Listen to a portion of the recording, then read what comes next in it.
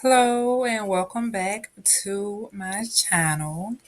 In this video, I will be reviewing a book written by Linda Hudson Smith entitled Ladies in Waiting. But before doing so, I would like for you to join with me in taking a minute of silence to honor the life and death of Mr. George Floyd.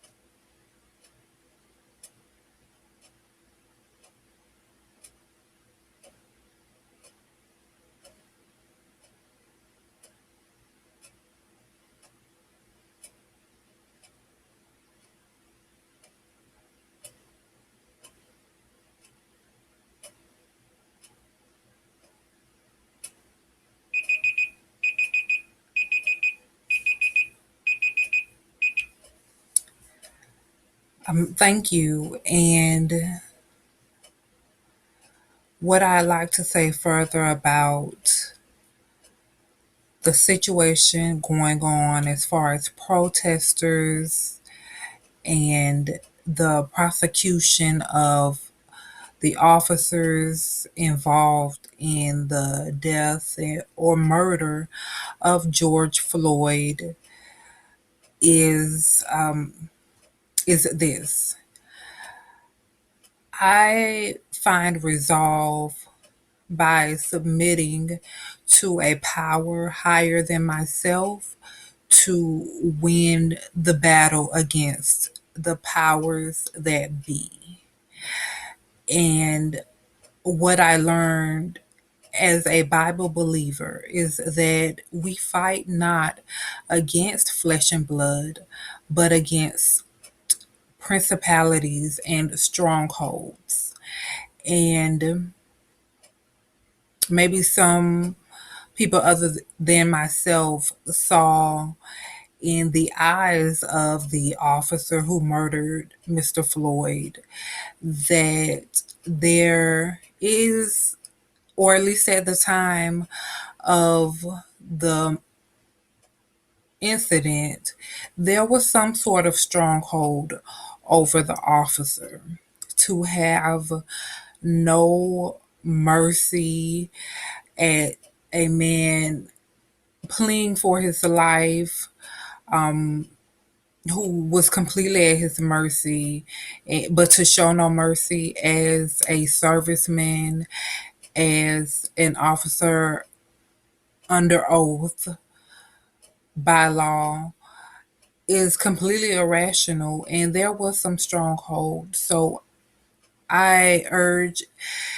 every individual to seek the higher power in your life to win the final battle against strongholds that cause occurrences like this, occurrences like Black men and children to die and be murdered at the hands of an officer, or some other individual. Just an unjust act, a senseless act, no question about it. And I urge you to seek peace, and as individuals look to the justice system to do its job in prosecution, and look to news outlets and media to keep us informed. We also have to know that this will take time, and we have to give it the time that it needs in order for these occurrences to cease. So thank you. And we'll move along into the review for this video. Again, the book is entitled Ladies in Waiting. It was written by Linda Hudson Smith and published in 2002 uh, by BET Publications. As a matter of fact, it's about 315 pages cover to cover, and it includes in the beginning or opening acknowledgments, and even an original poem entitled If, written by the author, and then with no table of contents goes into 20 chapters of the book, followed by a letter to the reader that includes contact information for the author, who encourages the reader to submit their thoughts by email and by post mail. And lastly, there is a short section about the author. What I mainly took from the book, or allow me to back up a little. The book follows the storylines of four women who are bonded together or brought together due to being ladies in waiting, which is a term in the book defined as women who are involved with men in the prison system, and they are considered ladies in waiting because they support these men, and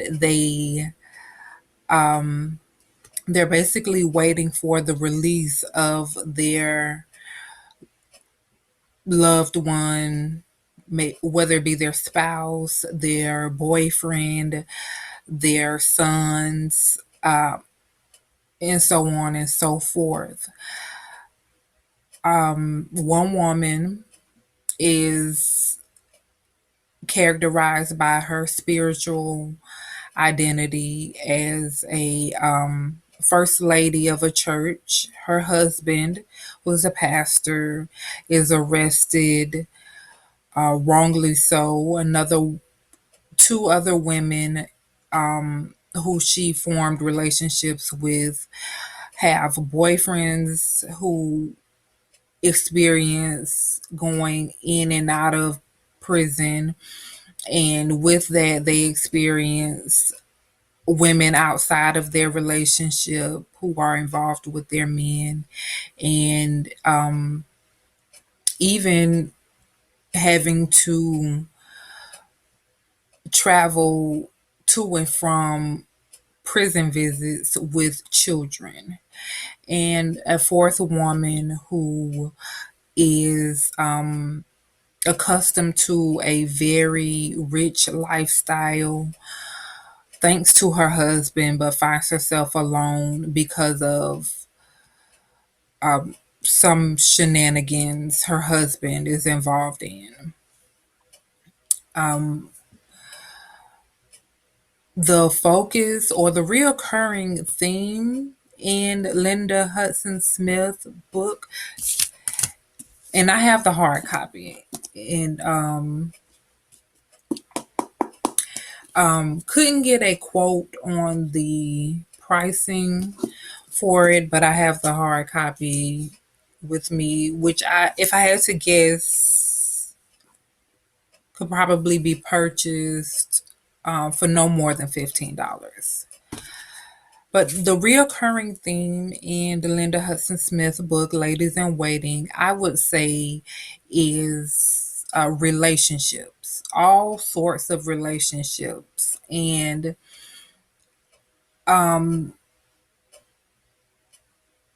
primarily,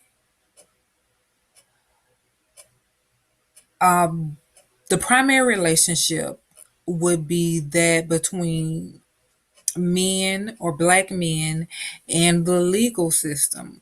How ironic. But nevertheless, that's the primary reoccurring theme.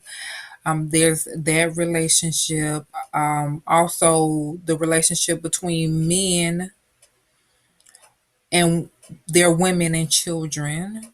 Also, there's the thing that kind of peaks the book. There's the relationship of women supporting women because about three quarters of the way through the book, a support group entitled Ladies in Waiting is formed by the four primary characters in the book. And the support group invites all women who consider themselves the ladies in waiting to gather and support each other and learn from one another and give to one another. And then, two, the relationship between man and his spirituality is touched on some. Because there's the preacher or pastor who is imprisoned, and as these women have formed bonds with one another, that causes their other halves who are incarcerated together to do so as well. And at least one of the men look to the pastor to kind of lead him spiritually. How far he delves into his spirituality is yet to be known. But that is a relationship touched on in the book. Another relationship discussed is that between a mother and child, and how that relationship can be almost as burdensome as, or when the child is manipulative and just doesn't perform at their best potential, that relationship can be burdensome to a woman, well, to parents in general, but to this woman whose husband is imprisoned wrongfully and his innocence must be declared.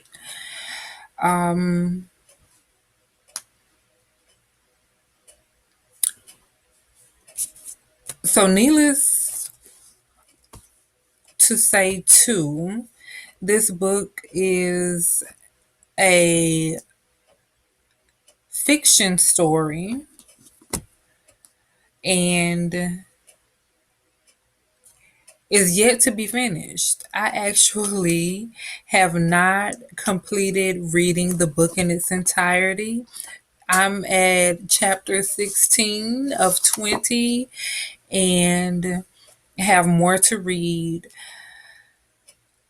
which so far I've been reading about a month as usual, but have some more to go. And in the next 2 weeks, I'll be starting another book that has yet to be determined. And I'll be returning with another book review. And thank you for your time and thank you for joining me. And till next time, be well.